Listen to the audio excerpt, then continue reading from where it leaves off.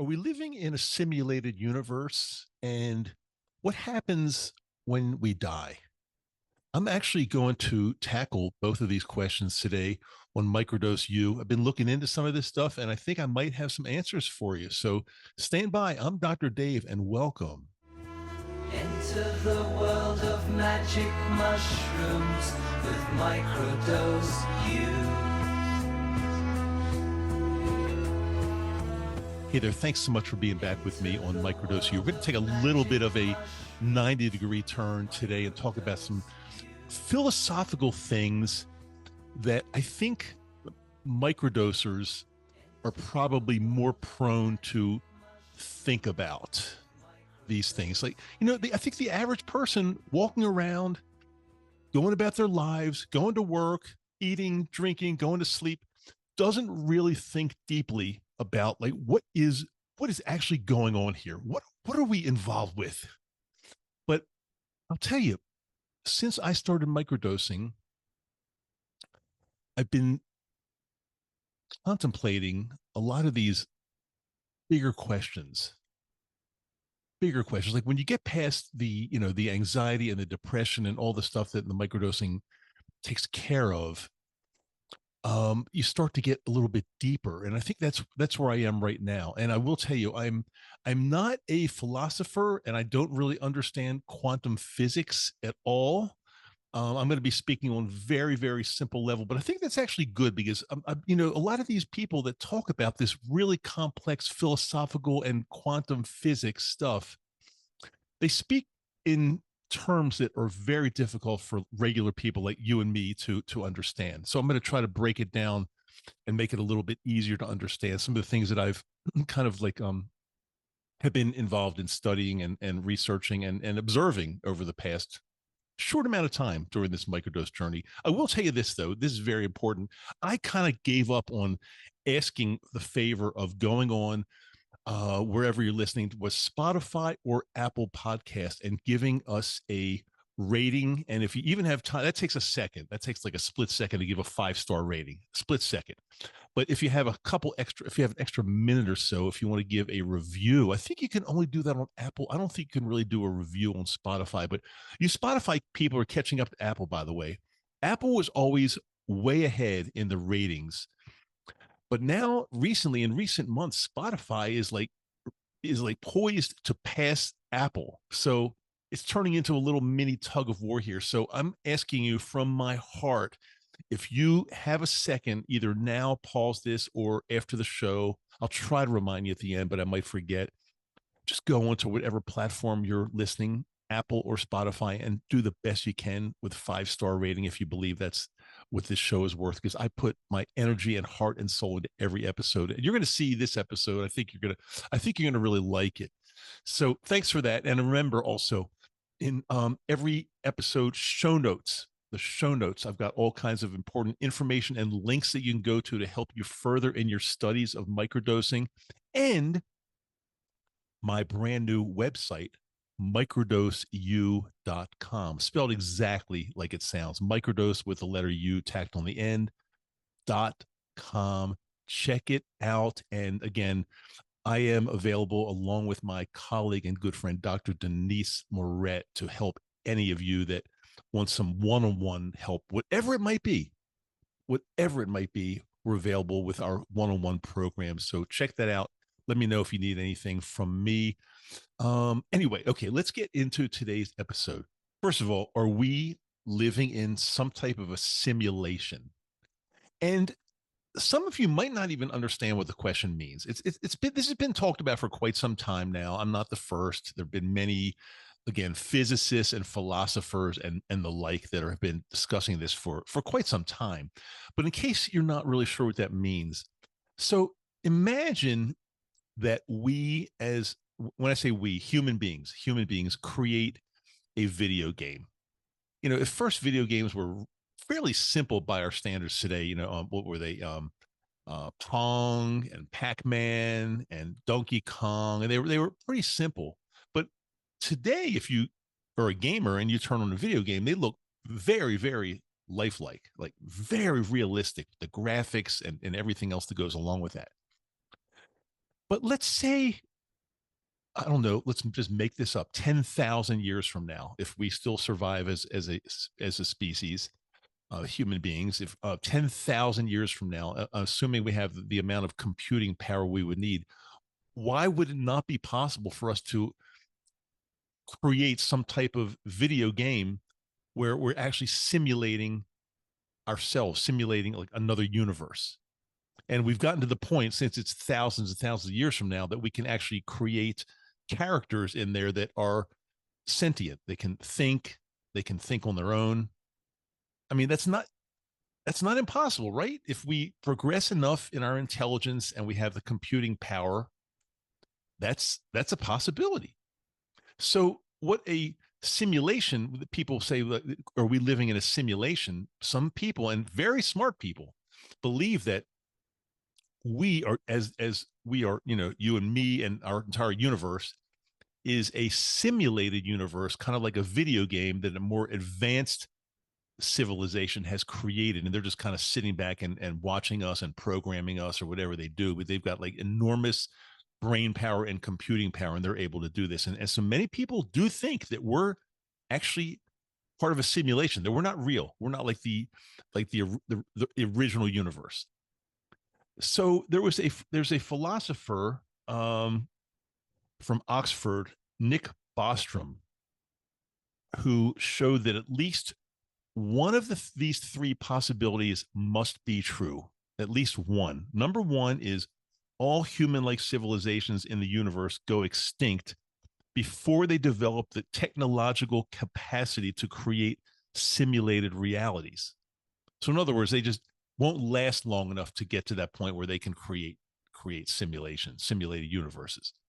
Number two, if any civilizations do reach this phase of technological maturity, none of them would even be interested in bothering to run simulations. It would just be something that's, maybe looked at as boring and no interest. And number three, and remember, one of these must be true. This says this philosopher, Bostrom. Number three is advanced civilizations would have the ability to create many, many simulations. And that means there are far more simulated worlds than non-simulated ones. So what that would mean, if number three is the one that's true, that we are most definitely, like almost definitely in a simulation. So what do I think? Do I think we're in a simulated universe? Do I think we're in some kind of, for lack of a better way to explain it, we're in some other universe's video game, and they're just watching us and programming us, and we're not real? It sounds far-fetched, but I believe that's a very strong possibility. I believe that we may be part of a video game, part of a simulation of another universe. It's absolutely, and if you do some research on this, just check it out on your own. Don't believe Dr. Dave on this. This is my opinion. You will see some extremely smart people that understand quantum physics and philosophy way more than I do, way more. And many people do believe that we're in a simulation. Now, again, I only really started thinking of this stuff when I got deep into the mushrooms, microdosing, with a couple little larger doses, but nothing crazy. But the rewiring of my brain is such that I'm not just going about my everyday life, just living my life, doing my work, eating, making money, going to sleep, waking up the next morning, because that's what most people do. Most people don't really think that deeply. They just go about their lives, and whatever it is. And certainly, animals, dogs and cats and cows, they're probably not thinking like, are we in a simulation? They're probably not thinking that. Although I can't be positive of that. They may know more than we think they know, and they probably do, but still, I'm not sure of that. So there's a lot of complex things out there that are uncovered or begin to get uncovered when our brains start to become rewired and we're microdosing and we're using psilocybin, which I do believe was put on this planet, whether it's a simulation or not, was for a reason. But there's only so far we can go. The human brain is only capable, and we're only, think about this. We only have, what do we have? 5 senses, right? what is it? Seeing, hearing, feeling, smelling, tasting. I don't know. That might be right. I'm not sure. I just off the top of my head. Those are our five senses. We see what we can see, but if you think about it, there could be other senses that we just don't have. So we're only seeing like a tiny, tiny, tiny part of what's out there. And are we really even seeing reality? That's something really deep to think about. I don't know the answer. Probably not. What we're seeing and experiencing is probably not reality. That's my guess. Now, does it mean that we need to, if we do believe that, do we live our lives any differently? No, because we still feel pain. If we do something wrong, we're still going to get punished. And it doesn't, so it really doesn't matter. It doesn't matter. But I think it's very interesting to realize that there are other possibilities that we might be in a simulation. Now, I think there's a very strong possibility we are. And if you think I'm nuts, then okay, you need to be on mushrooms a little longer. Because 5 years ago, I probably would not have said this. But if you think about it, every single thing down to atoms and subatomic particles, they're all basically zeros and ones. Everything seems like it could be just a computer program running. And when you break it down to we used to think that atoms were the smallest piece of matter, if that's the right term. I'm not sure if that's right, but smallest part of matter, atoms. But now we know there are things way smaller than atoms, subatomic particles. And it seems like whenever we get to a point where we think something is small or nothing smaller, there always is. Always, always.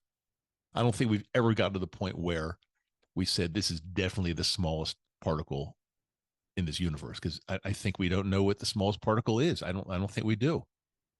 And if we think we do, I think that's going to be, corrected at some point because we don't know. And what about life? What happens when you die? What about, okay, let's talk about dying for a second, because that, again, the age old question, well, what happens when you die? And many people say, well, they have their feelings, and different religions have their feelings, and that's all fine. But think about this. Okay, before you were born, there was like, just as far as you're concerned, there was just nothingness. You have no recollection of anything before you were born, just vast nothing. I think you would agree with that, right? You don't have memories of something else before you were born. I don't think anybody truly does. Memories of a life before you were born. I mean, there was just nothingness, nothing. And then we're born, and then we are sentient. We're conscious. We know it. We live our lives for, anywhere from, a short amount of time to a long, ripe old age. And then we die.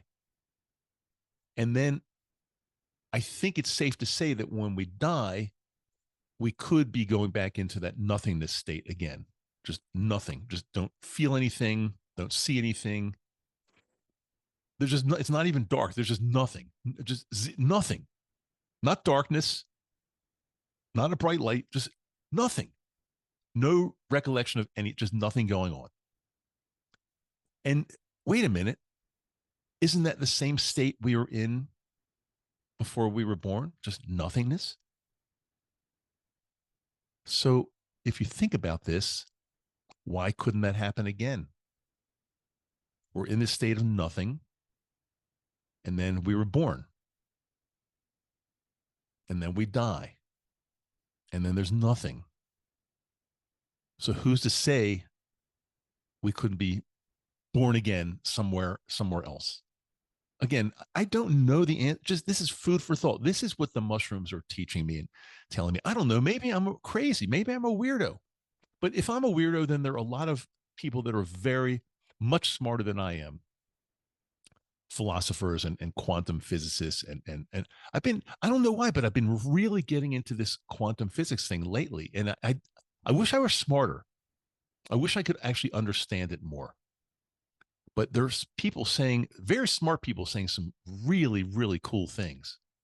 Like, in other words, some people believe that, when we're looking at something, it's there because we're observing it. But as soon as we're not observing it anymore, it's really not there.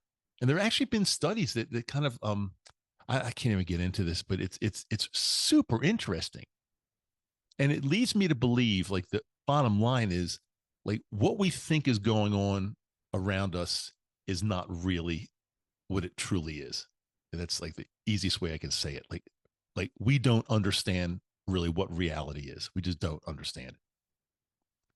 Because again, we think that, okay, like, the fastest speed possible is the speed of light. There's nothing can go faster than the speed of light. Who said that? Was it Newton or was it Einstein? I don't remember, but there's nothing that's faster than the speed of light in a vacuum, right? Right. I think that's somebody really smart, much smarter than I am, said that. But then we're finding that when we dig deep enough and go far enough, that the laws of physics as we know it don't they're broken. They don't apply. So a lot of the things that we believe are not necessarily true. So we don't really even know what our reality is. That's kind of my bottom line in this. We don't really know, and I don't know whether we will ever be developed enough to really understand it. But open your mind and realize that what we're seeing around us is not necessarily what it really is. We might be living in a simulation, and when we die, we will go into that nothingness, just not, and then again the same nothingness before that it was before we were born. And so who knows where we'll be after that.